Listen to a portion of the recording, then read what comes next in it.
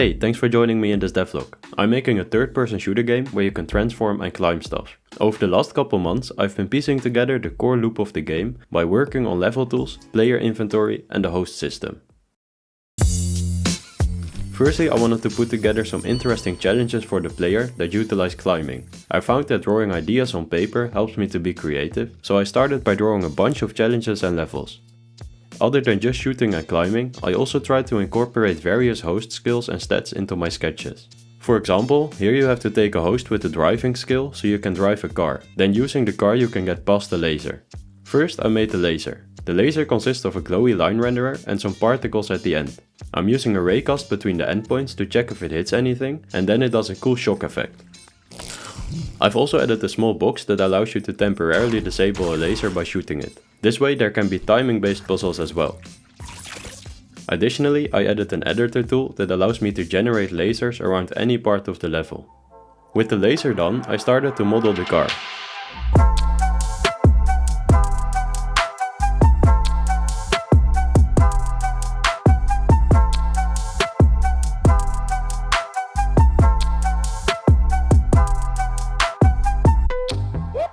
I'm quite happy with how the car model turned out. I was inspired by the Halo Warthog, but made it match the fictional corporation from the game called Red Origins. To save some time, I'm using Eddie's vehicle physics to make the car drivable, and I used my own interaction system to allow the player to enter and exit. You can now use the car to get past the laser and up the wall.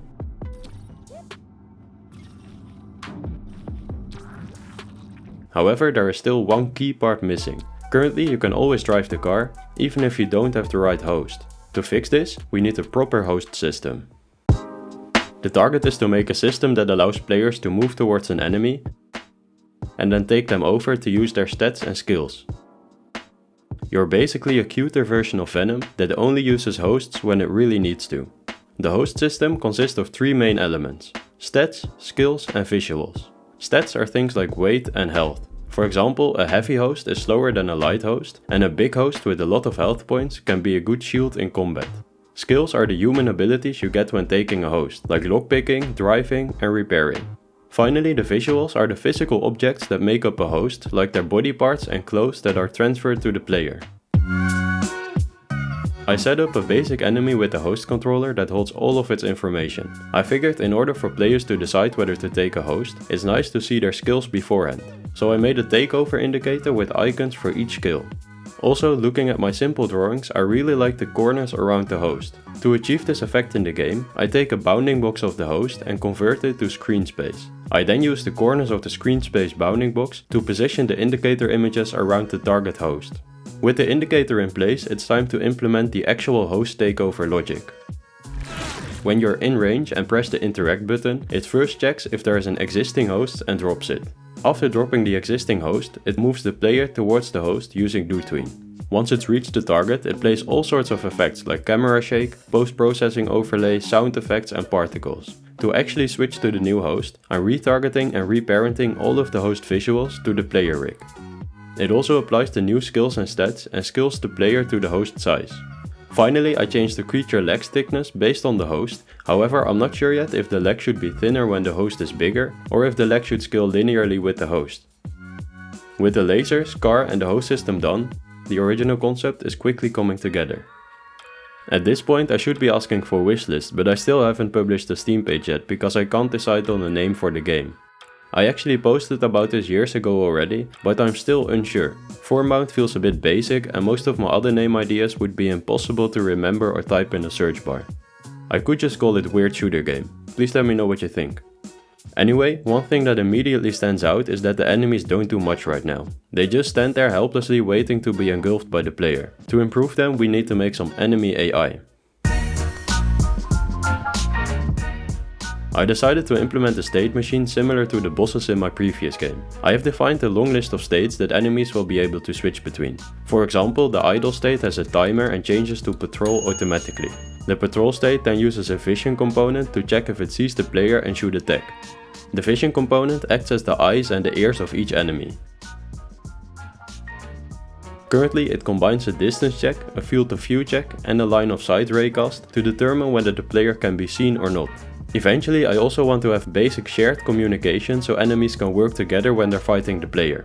For now, the next step is to implement ranged combat.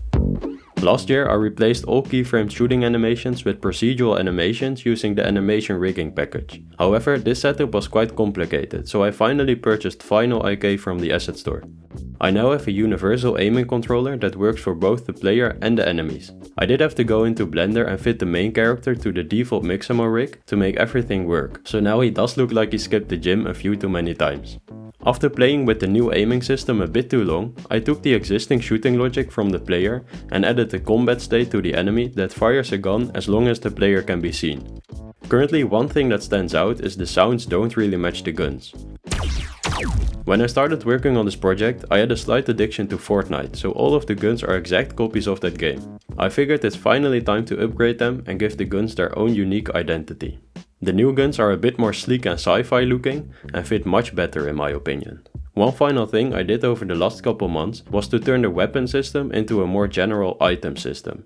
I built an item bar where you can see your active items and also an inventory panel with the ship inventory that depends on the modules in your ship build. The first item I added is a life drop. Life drops allow you to revive dead enemies. In most games, reviving your enemies would make no sense, however in this game you can only use enemies as hosts as long as they're still alive. Now if you accidentally kill an important host, you can use the life drop to revive them and quickly take them over. This way it gives you a second chance at taking important hosts. I'm planning to tie many of the items to creatures, since previously creatures didn't really have a purpose yet. For the life drop I decided to make a big fly that carries it around.